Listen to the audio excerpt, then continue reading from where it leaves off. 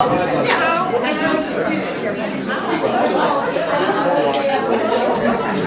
Sherry Smith. I'm happy to welcome you here tonight on behalf of the Talks Committee, Paul Baggett, Barbara Beatrice, Annie Corio, and Jeff Yates. Tonight our talk is called SOAMs and the Pokanoket.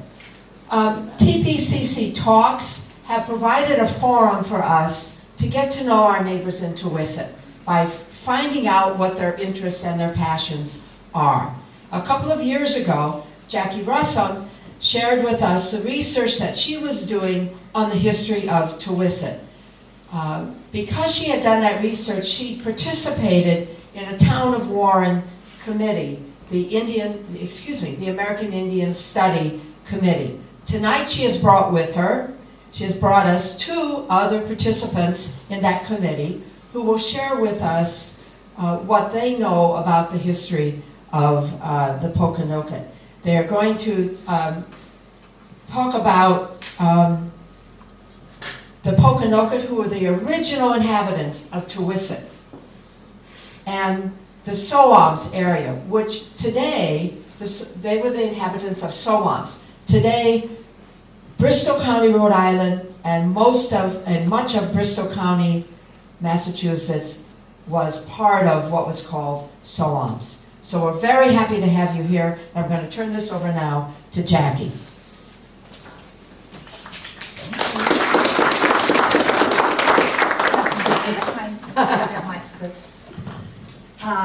Hello, thank you all for coming. We are all happy to live in Touisset, where the cornfields of the Pokanoket used to be. We are surrounded by the shores and woodlands that also provided sustenance to the original inhabitants, and we use the waterways and trails that they traveled. We are living in history. I was delighted to learn much more about this history and to meet members of the Pokanoket tribe who have returned to SOAMs through Warren's American Indian Study Committee. Don Brown is the historian of the Pokanoket tribe and grandson of the Sagamore William Guy, and David Weed is the coordinator of the SOAMs Heritage Area Project, which he will tell you more about. One of the committee's activities was to develop a land acknowledgement statement, which has been adopted by the town of Warren. I'd like to share it with you now. Welcome to SOAMs, the ancestral home of the Pokanoket people for 10,000 years prior to settler colonization. We pay tribute to the tribal elders and people of this community who served and continue to serve as stewards of the lands and waterways of Rhode Island and Massachusetts. We recognize the unique and enduring relationship that exists between indigenous people and their traditional territories. We acknowledge that our community was part of the larger ancestral homeland of the Pokanoket Nation. Let this acknowledgement serve as a reminder of our ongoing efforts to recognize, honor, reconcile, and partner with the Pokanoket people for the benefit of the lands and waters of SOAMs. So, welcome, Don and Dave. Please tell us more. Welcome, everyone. Thank you all for coming out on a little chilly night here. We hope to warm you up with some good stories and good history of this area. I don't get over to Touisset that often, so it's always a nice reminder that there's a lot more to Warren than the side that I live on. But on that side, if you go to downtown Warren and look up over at the town hall, I don't have a pointer, but up over the door there, you will see a frieze or a bas-relief, terracotta, whatever you want to call it, sculpture. And as the other two slides show, there's some detail in that specifically refers to SOAMs 1621. Honestly, how many people have never seen this? Yeah, I'm not surprised because in many ways we tend to ignore, we don't look up, and we also have little understanding of what the history of this area really is. And that history began well before 1621. And as tribal historian Don Brown is going to tell you, people have been living here for much longer than 400 years. But 400 years ago, something unique happened in July of 1621. Does anybody recall what that was? Don't worry, it's not taught in your history class. Okay, but there was a meeting here between the pilgrim Ed Winslow, who walked 42 miles from Plymouth to what we believe is the area not far from Town Hall in Warren, and met with Usamiquan, Yellowfeather, the sachem or Massasoit of not only the Pokanoket tribe here, but really of more than 50 tribes north of here, who was in effect the leader of all the nation that lived here for hundreds, thousands of years. Winslow returned the visit because the Massasoit had already gone to Plymouth in March of 1621 and struck a treaty there that lasted for over 50 years, kept the peace between the English and the Pokanokets, thus ensuring the survival of both of them. So that treaty is honored over the town hall. And so very briefly, this is the area that the Pokanoket occupied that is called Soams. Just means southern area, land of the clearing for Pokanoket, right? And this was an area that was just a piece of the entire area that you see in the map above, and an area that has been erroneously labeled as Wampanoag. That name didn't exist in 1621, and we'll explain a little bit more about that. Here's the 6-point agreement that was struck that essentially said, we won't harm you, you won't harm us, and if anybody tries to harm either of us, we'll come to your aid. Just a mutual defense treaty, if you will, and a treaty that established that we'll take care of problems that our people create, you take care of problems your people create. So there was a sense of balance and justice in that. And that was a unique treaty, the first treaty ever struck in North America between colonists and indigenous people. And you've probably never heard of it, right? The only place the U.S. government celebrates it is on the back of some of the Sacagawea dollar coins. Okay, and if you look at the brochure, you'll see that coin replicated there. But it says Wampanoag Treaty, which is erroneous. Ed Winslow comes back in 1623 upon hearing the news that Usamiquan was ill, and he again took a 2-day journey to get here. And actually, when he first arrived, he had the understanding that Usamiquan had died, but was so glad to find out when he got here that he was still alive. Went and visited him, gave him some English concoctions. We're not entirely sure what they were, probably some kind of jelly or something of that sort. He ordered some chickens for chicken soup, but they had to go all the way back to Plymouth to get them, and they never arrived on time. But by that time, Usamiquan was feeling much better and was revived and regained his health and said to Ed Winslow, "We will be friends for life." And he kept his word.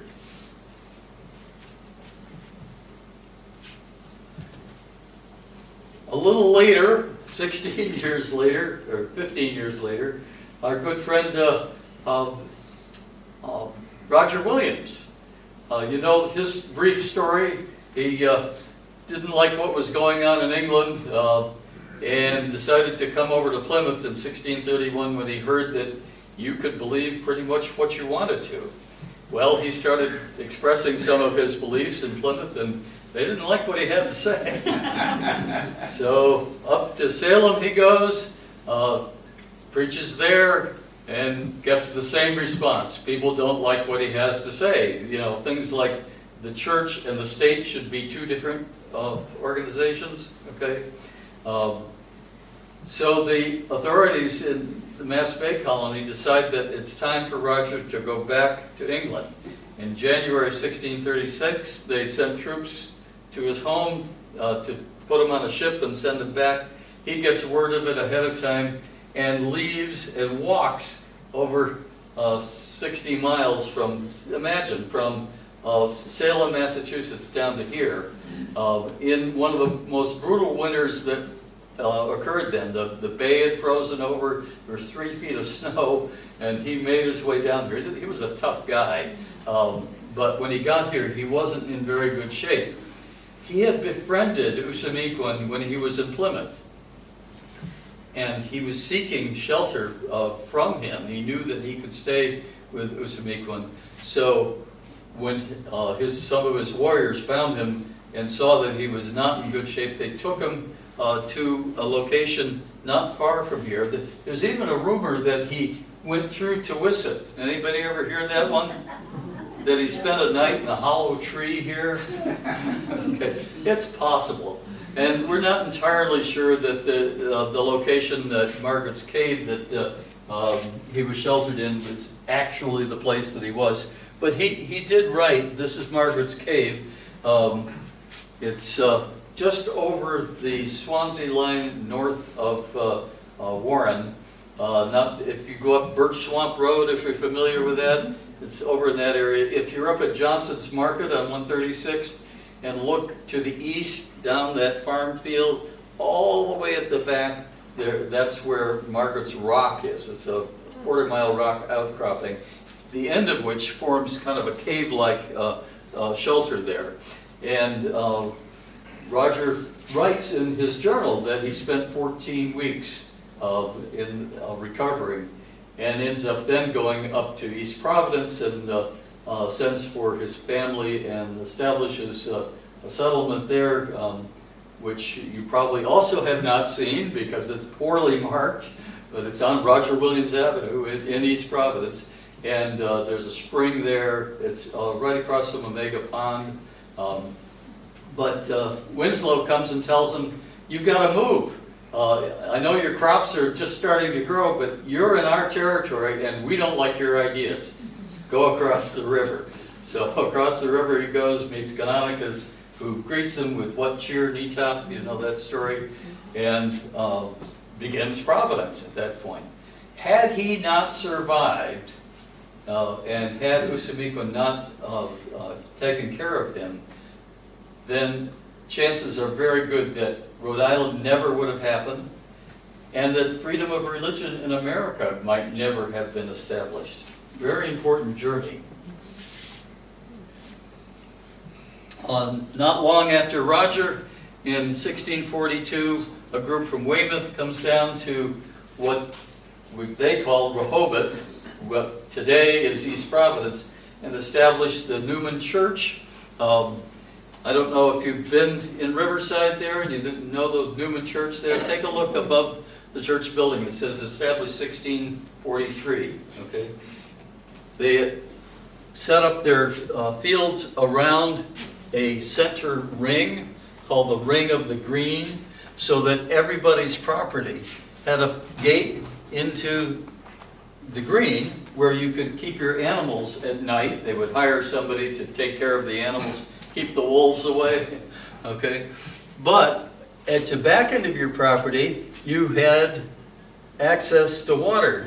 And over on this side, the 10-mile river, over this side, the Seekonk River, okay? So it was a great setup, good property arrangement.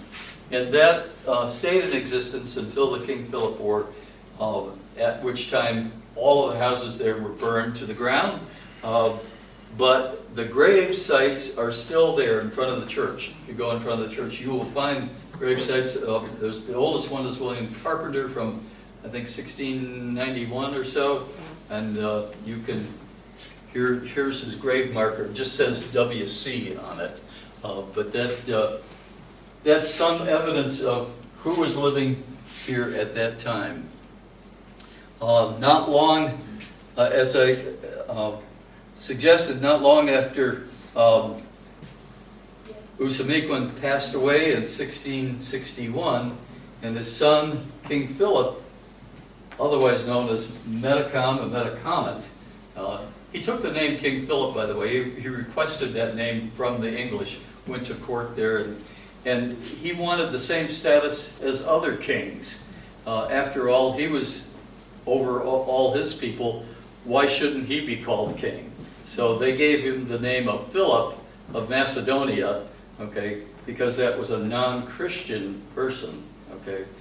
His brother, Wamsuta, who had passed away just a couple of years before, was given the name Alexander. And Alexander and Philip, if you remember your early Greek history, were brothers.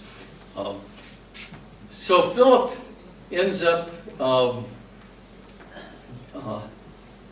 continuing to sell land as the only way of surviving until the point that each of these little places, here's Touisset down here, settlements over here in Touisset, up in Swansea, the Miles Garrison area, if you're familiar with that, up in the Runnels River, there's Providence, down here Warwick, and then further south in the map, Newport.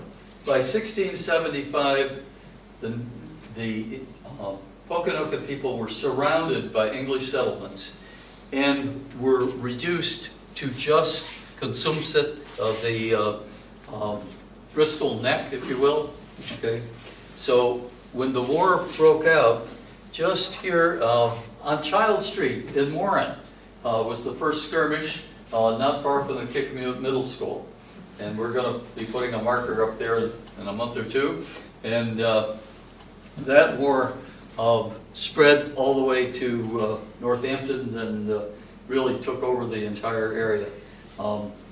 For a while, it looked like they were going to be successful in their mission, and the mission was to get the English to go back to England. Okay, and many of them did. Okay, a lot of people just went down to Newport, but others actually returned to England. If you know your English history, by that time things were a lot better than they had been when people left to come over here. So here's Philip. Left down here with only about 700 people at the outbreak of the war. And if you know your short history here, the war ended on the Bristol Peninsula right near Mount Hope, where Philip was shot and quartered, and everyone, as Don's going to be talking about, what happened to people after that war. So that was really, in some respects, the end of the indigenous control of the entire area here. After 10,000 years, that all occurred. So here's one depiction of the war. And let me just point out a few of the locations that you can still see around here, and then I'm going to turn it over to Don. We mentioned Mount Hope. I don't know how many people have been able to get up to Mount Hope, but the seat of the Metacom. Anybody been there? Yeah, probably years ago, right? Because Brown University won't let you near the place now. And we're trying to change that, and maybe we'll talk about that. How about Newtaconicut Hill? How many people have ever been to Newtaconicut Hill? One person. I never heard of the place, okay, until I started doing this research. It's the western boundary of Providence. It's 300 feet, and you can see all of downtown Providence from up there.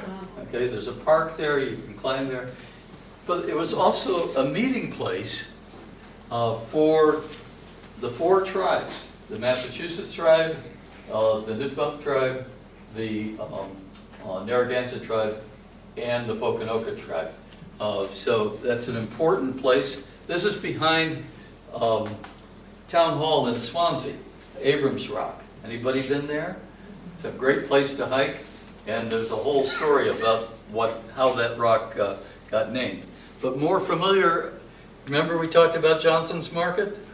Okay. On the west side of 136, just south of Johnson's Market, Tim Johnson actually owns the north side, because the town line goes right through the rock. This is King's Rock. That was known as the National Grinding Stone because indigenous women would roll a rock in a groove across the top of that stone outcropping to grind corn. And we believe that there were all kinds of festivals and gatherings that occurred right there. If you look at the topography there, that's a knoll from which you can see the turbines at Allen's Avenue with the naked eye, okay? You're up on a hill there, and that hill goes down on all different sides. So we know it was significant, and you'll also see what's called a perched or balanced rock across the street. I believe that was not a glacial erratic that just happened to land there on top of a granite outcropping with a little stone kept there to keep it from rolling, okay? I don't think glaciers are that good, I'm sorry. That's what Tim Ives, the state archaeologist, says. Well, we don't know what it is. Well, of course you don't. There's no story about it. But that to me looks like a ceremonial rock that was part of what's called Sachem's Knoll there. So the next time you drive by that, take a closer look. You're going right by some long history here. And I'll turn it over to Don, who can tell you more about the Pokanoket tribe, who's alive and well today. Their Sagamore is here. These are members of the tribal council. Here they are gathered up at Mount Hope. Here are probably some of the best known tribe members because they appear at just about every gathering. They are a wonderful representation of one aspect of the culture. And then here's a gathering when we started the Somes Heritage Area. And I'll talk to you more about that. But Don, I've talked enough. It's time for you to fill in the blanks that I've left here. Okay. Thank you, Dr.